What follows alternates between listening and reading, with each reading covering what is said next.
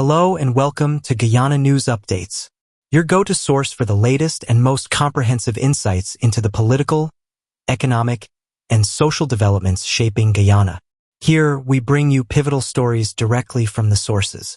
You'll get the full picture on significant political statements, such as Vice President Dr. Bharrat Jagdeo's recent remarks on the importance of strong enforcement against those who flout election laws, including the criminal offense of offering inducements for votes, which carries fines and potential imprisonment on summary conviction.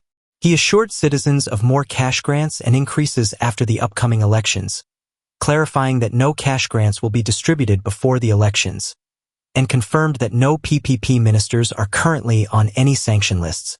We'll keep you informed on the dynamic electoral landscape, drawing on analyses from figures like James Bond, former chief campaign strategist for the APNU coalition.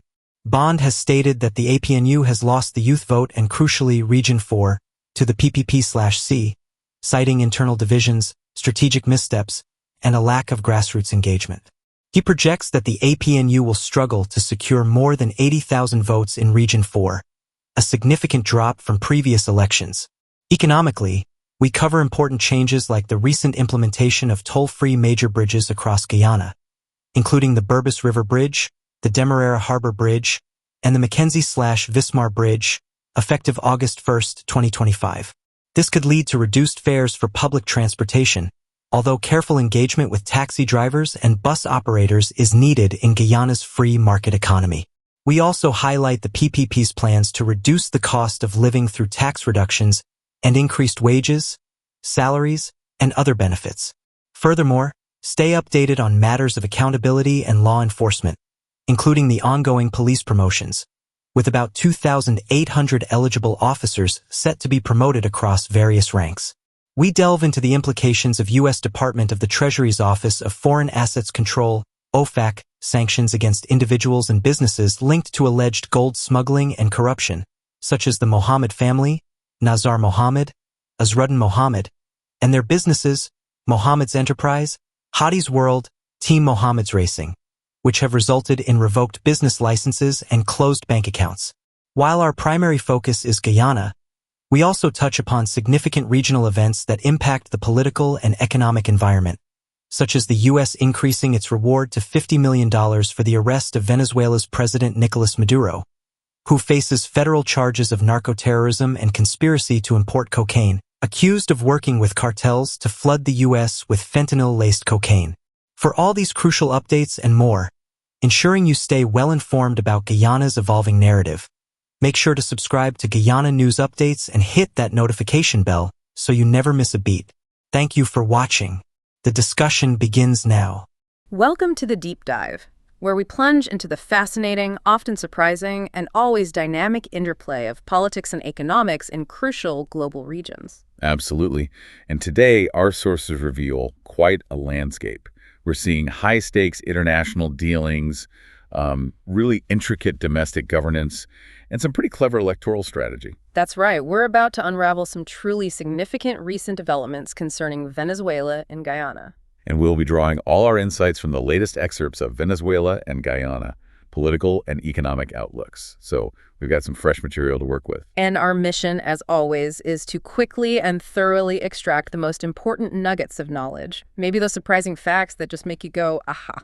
Yeah, think of this as your shortcut. You get to be well-informed about this complex and, frankly, fascinating geopolitical landscape without feeling overwhelmed. Okay, let's get right into it. We really have to start with Venezuela, and specifically one of the most striking details from our sources. This is from August 7, 2025. The Trump administration's decision to, double the reward for President Nicolas Maduro's arrest. It's now at an unprecedented U.S. $50 million. $50 million? That's a truly staggering figure, and it immediately grabs your attention because of the weight of the accusations behind it. Right. What exactly are they alleging? Well, Maduro is accused of being one of the world's largest narco-traffickers. The claim is he's working with cartels, to flood the U.S. with fentanyl-laced cocaine. Really serious charges. And Attorney General Pam Bondi was quite clear on this. She stated that under President Trump's leadership, Maduro will not escape justice, and he will be held accountable for his despicable crimes. And this isn't exactly new, is it? I mean, the history here goes back. No, not at all. He was initially indicted back in 2020 during the first Trump presidency. That was in Manhattan federal court. On what charges specifically? Narco-terrorism and conspiracy to import cocaine. The reward then was $15 million. Okay, 15, which the Biden administration later raised. Exactly. Raised to $25 million, which, interestingly, put it on par with the reward for Osama bin Laden. Wow. And now, doubled again, to 50. $50 million. And yet, despite this huge pressure, Maduro seems pretty entrenched, doesn't he? He does. I mean, his 2024 reelection was widely condemned as a sham by the U.S., the EU, several Latin American governments, but he's still there. It makes you wonder what makes his regime so resilient against this kind of international condemnation and such a massive bounty. That's the $50 million question, isn't it? Yeah. Does this kind of aggressive stance actually speed up justice? Or could it maybe backfire, entrench a leader further by creating a sort of siege mentality? It seems like a really complex dynamic, given he is still entrenched. But here's where it gets even more interesting, almost contradictory. Well, despite this really aggressive posture with the bounty, our sources show some, surprising recent shifts in U.S. dealings with Venezuela. Like what? Well, just last month, the Trump administration actually struck a deal. They secured the release of 10 jailed Americans in Caracas. Okay. And in exchange? In exchange, Venezuela received scores of migrants who had been deported by the U.S. to El Salvador. This was part of the Trump administration's immigration crackdown. So a prisoner swap, essentially involving migrants. Kind of. And then shortly after that, another twist. The White House reversed course on something else. What was that? They allowed the U.S. oil producer Chevron to resume drilling in Venezuela. Remember, previous U.S. sanctions had blocked that. Right. Wow.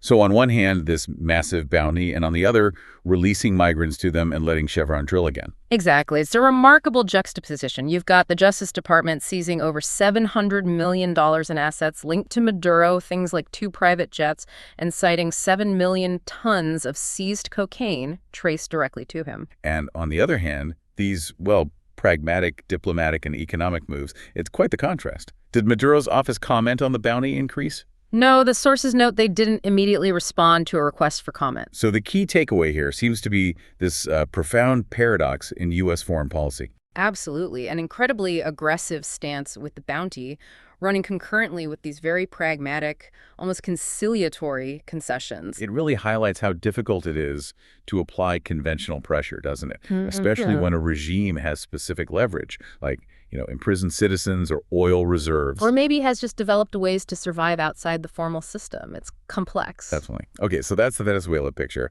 Let's pivot now to Guyana. The landscape there is also shifting significantly, but in very different ways. Right. Starting with electoral integrity. Vice President Dr. Bharrat Jagdeo made a strong statement on August 7th. What did he say?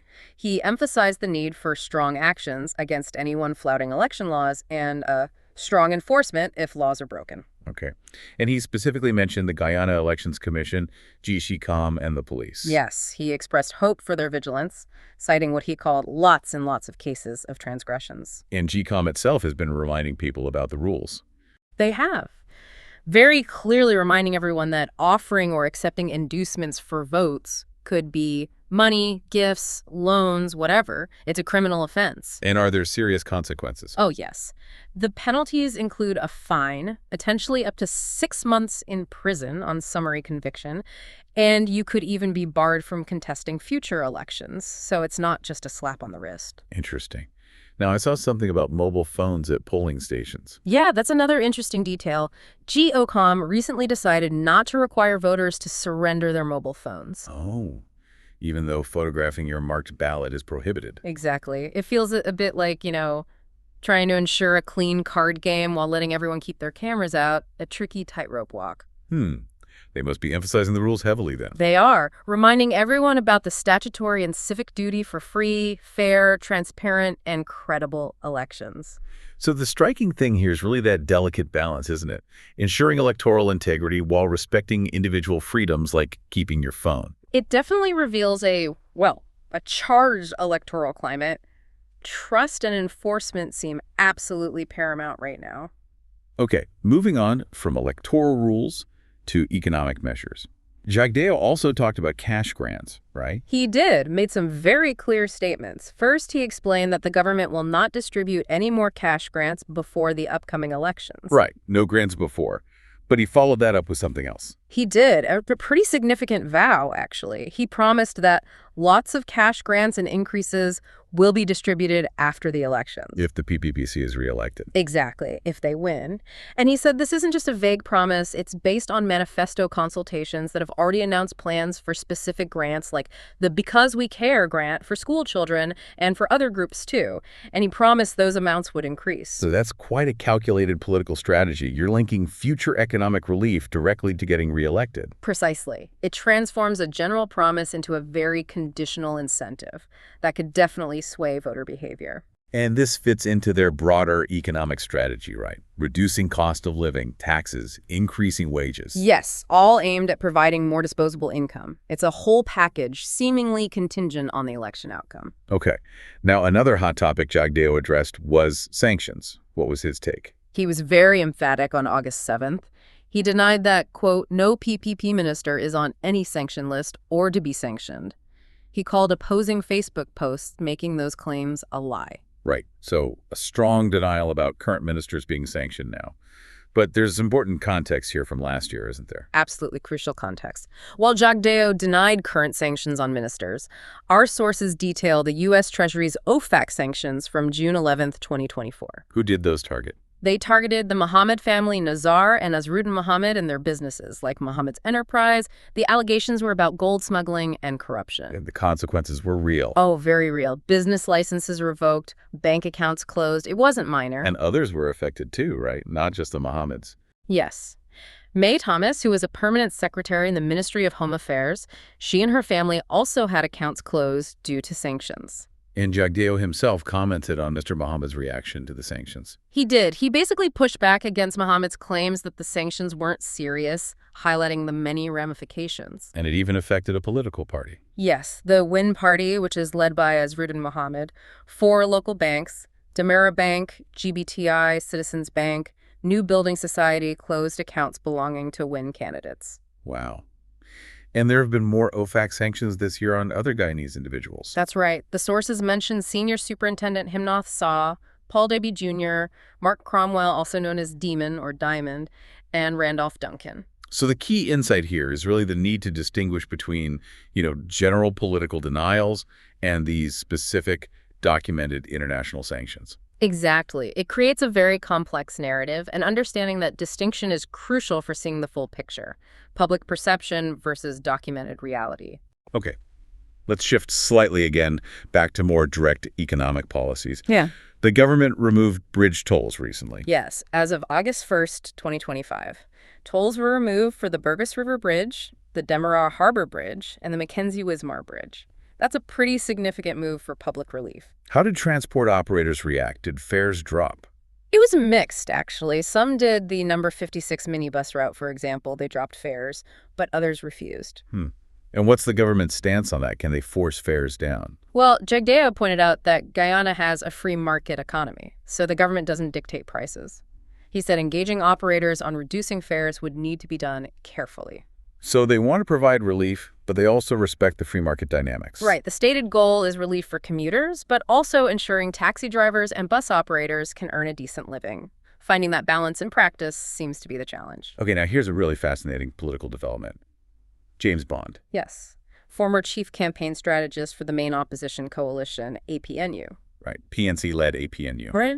And now? Now, the sources say he's a central figure campaigning for the governing PPPC. Quite a switch. A huge switch. Yep. And he's making some pretty bold claims about his former party. Extremely bold.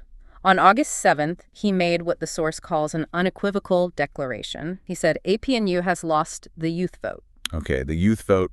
Anything else? And critically, he says they've lost Region 4, which is huge. It's where the capital is, the largest voting population. Wow. Is he just speculating or? He claims it's not speculation. He says it's based on voter research and data disaggregation exercises they've been doing since January 2025. So he thinks APNU is in serious trouble. Why? He describes APNU as being in free fall.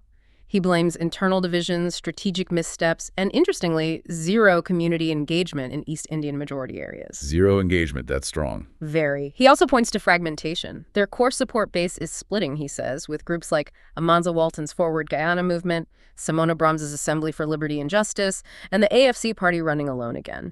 So the opposition vote is fracturing. That's his argument. He said the APNU vote in Region 4 is split into 4 and 5 different parts. And he added, quite bluntly, they have not worked hard enough. They haven't even shown up. Ouch. And how does he contrast that with the governing PPPC? He says the PPPC is dominating the grassroots ground game, holding meetings in, quote, every single community. And making inroads in specific areas, even former opposition strongholds. Apparently so.